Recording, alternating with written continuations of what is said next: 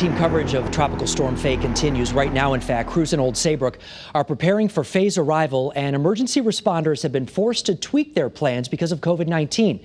Channel 3 Eyewitness News reporter Roger Suzanne explains.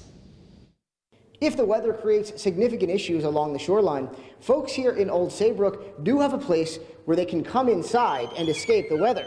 Local emergency responders are prepared to transform the local high school into a makeshift shelter.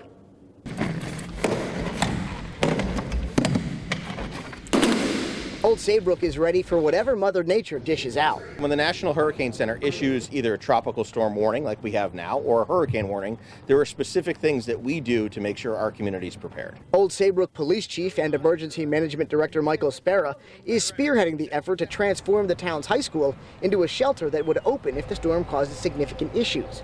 Along with typical supplies, this summer, organizers have to have PPE on hand and make other adjustments for COVID-19. But the way we're congregating people will be much different. So instead of being in a large gymnasium with cots, we'll actually treat the high school as a hotel. In other words, families would go to different rooms. The folks we spoke with today who live in Old Saybrook hope they don't need to head to the high school, but they're glad the town has a plan if things get nasty. You can never be too prepared.